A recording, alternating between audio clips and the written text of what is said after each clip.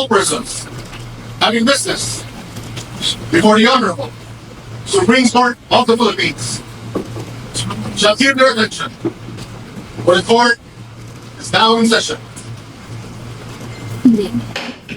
Please listen. Ang korte na ito ay nagsisimula na.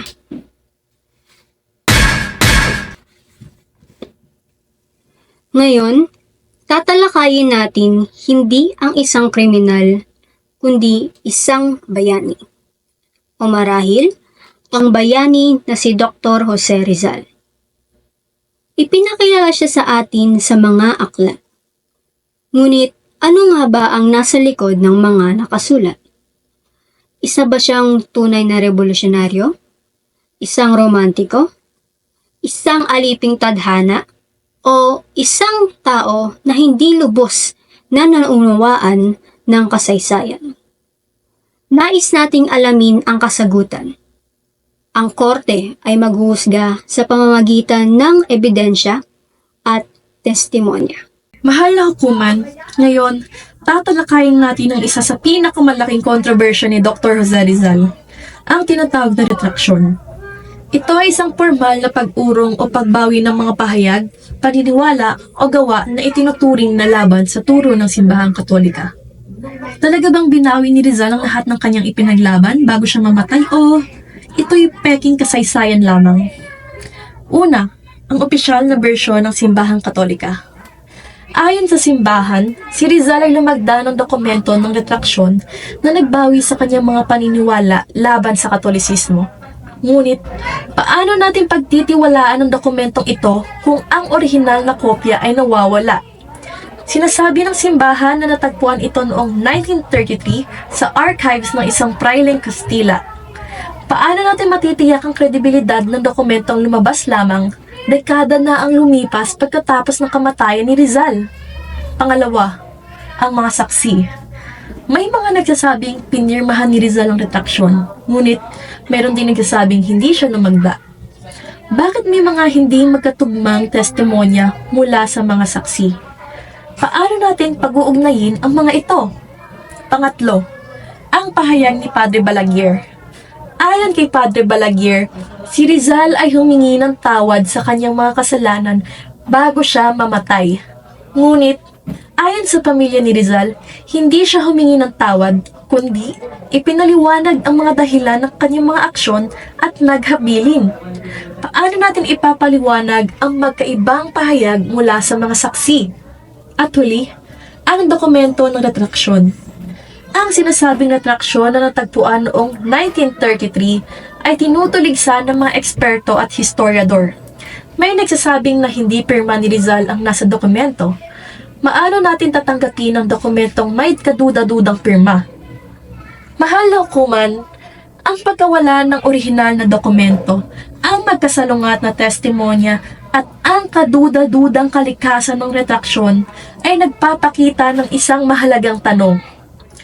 Ang retraksyon ay nanatiling isang misteryo. Hindi natin dapat tanggapin agad ang dokumentong ito bilang tiyak na katotohanan. Ipinagpapalagay ko ang aking kaso. Mahal na hukuman, isa pa sa mga kontrobersyal na usapin tungkol kay Dr. Jose Rizal ay ang revolusyon. Kung ito ba ay kanyang sinuportahan o hindi. Sa pelikulang Bayaning Third World sa direksyon ni Mike De Leon, ipinakita siya bilang reformistang may pag-aalinlangan sa karahasan dulot ng revolusyon. May paninindigan ngunit hindi handang magtulak ng pagnanak ng dugo. Bagamat may tuturing na ang kanyang mga naisulat kagaya ng nobelang No Limitangere at El Filibusterismo ay naging inspirasyon ng revolusyon, mismo ang advokasya na ni Dr. Rizal ang tiwalas dito. Ang La Liga Filipina na itinatag niya noong 1892 pagbalik sa Maynila ang isa sa patunay na nais niya ng mapayapang reforma. Ayon sa testimonya ni Dr. Valenzuela, nang bisitahin niya si Dr. Rizal sa Dapitan noong June 21, 1896, tinutulan nito ang armadong pakikibaka at tinawag itong isang pagpapatiwakal. Ngunit, nang mapansin niyang desidido ang mga lider nito, iminungkahi niyang palakasin muna ang katipunan sa tulong ng mga mayayaman at may impluwensyang tao sa Maynila. At inirekomenda niya rin si Antonio Luna bilang pinuno ng operasyong militar. Ayon naman sa National Historical Commission of the Philippines, noong December 15, 1896, isinulat ni Dr. Rizal ang dokumentong Manifesto a Algunos Filipinos na may 5 pinupunto. Una, ni kailanman ay hindi siya naging parte ng revolusyon. Bagkus ay ginamit ang kanyang pangalan para makakuha ng kasapi nito. Pangalawa, sinabihan siya tungkol sa plano ngunit iminungkahi niya na abandonahin ito. Pangatlo, gusto niyang itigil ang rebelyon sa pamamagitan ng kanyang serbisyo sa mga tao.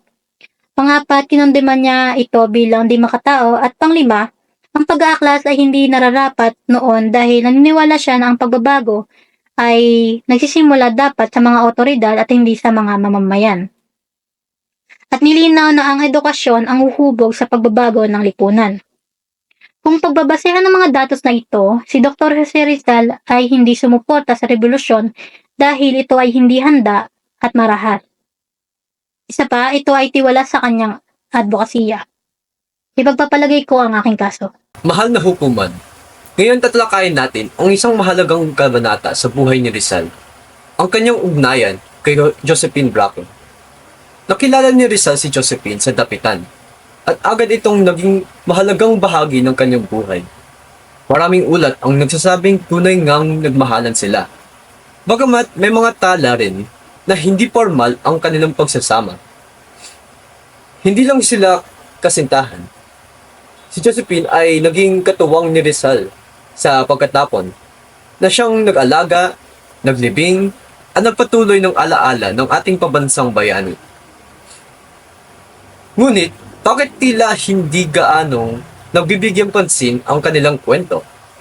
Marahil dahil hindi ito umaayon sa idealisadong imahe ng isang bayani na karaniwang itinatampok sa kasaysayan. Ayon sa mga dokumento at liham, malinaw na may malalim na damdamin sa pagitan nila, bagamat kulang ang formal na dokumentasyon. May mga diskurso na nagsasabing nagpakasal na raw sila bago mamatay si Rizal. Subalit, maraming historiador ang nagdududa sa pagiging formal ng kanilang pagsasama. Sa kabuuan, bagamat may patunay na malalim na ugnayan, ang kakulangan ng formal na tala ay nagbubukas ng tanong kung paano dapat alalanin ang kanilang pagmamahal. Isang paalala na ang kasaysayan ay puno ng mga kwentong emosyonal at kontrobersyal na karapat-dapat pagnilayan. Ipinagpapalagay ko ang aking kaso. Ang imahe ni Rizal bilang pambansang bayani ay labis na pinaganda o pinuri. Sino ang nagtakda kay Rizal bilang ating bayani? Tila ba ang mga Pilipino o ang mga Amerikano? Sila ang pumili kay Rizal kaysa kay Bonifacio. Dahil si Rizal ay edukado, tahimik at hindi marahas. Siya ay tinuturing na simbolo ng pagiging modelo ng Pilipino. Mapayapa, matalino at may disiplina. Ngunit ito ba ang kwento?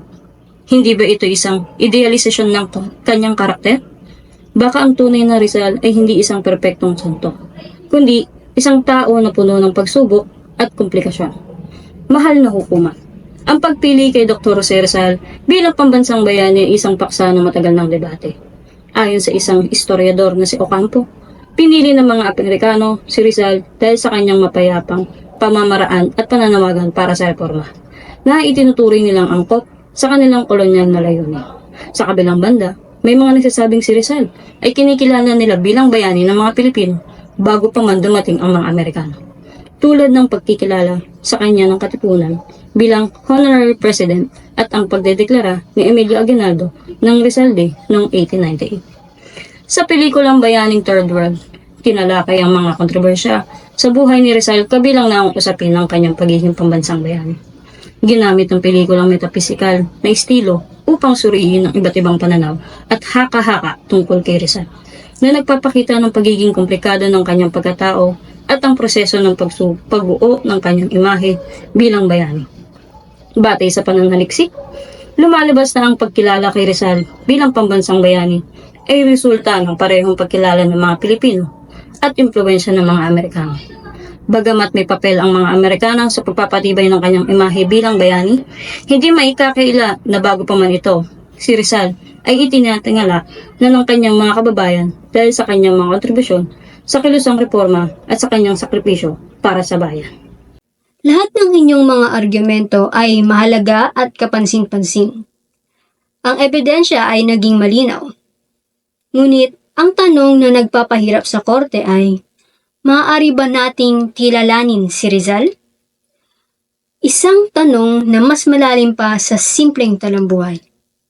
Oo, may mga dokumento, sulat, nobela, at wala ng kanyang buhay. Ngunit ang pagkatao ni Rizal, ang kanyang mga pag-aalinlangan, damdamin, at tunay na layunin ay tila nananatili lamang sa lihim. Marahil siya ay bayani, pero siya rin ay isang tao lamang. May mga pagkakamali, may mga pagdududa, at may mga pagbabago ng pananaw. Ang kanyang imahe ay hinubog ng panahon, ng sistema ng edukasyon, ng politika, at ang ating kolektibong imahinasyon. Ang Rizal na kilala natin ngayon ay maaaring hindi na ang Rizal na nabuhay noon. Bawat henerasyon ay tila may sariling bersyon niya. Isang simbolo na umaangkop sa mga pangangailangan ng panahon. Kaya maaari ba talaga nating malaman kung sino si Rizal? Marahil hindi sa kabuuan, ngunit hindi rin iyon ang tunay na layunin. Baka ang mahalaga ay ang patuloy nating pag-unawa at ang pagtatanong at ang pagninilay sa kanyang mga ideya. Si Rizal ay hindi lang siya isang sagot. Isa rin siyang paanyaya. Paanyaya na alamin ang ating kasaysayan, tanungin ang ating lipunan, at kilalanin ang ating sarili. At doon marahil sa masusing paghahanap ay matagpuan natin hindi lang si Rizal, kundi ang diwa ng pagiging makabayan. Sa huli, ang paglilitis kay Rizal ay hindi tungkol sa pagkakasala o kawalang sala. Ito ay tungkol sa alaala at kung papaano natin pipiliing alalahanin siya ay humuhubog sa bayani na ating nakikita. Ang paglilitis ay formal ng winawakasan.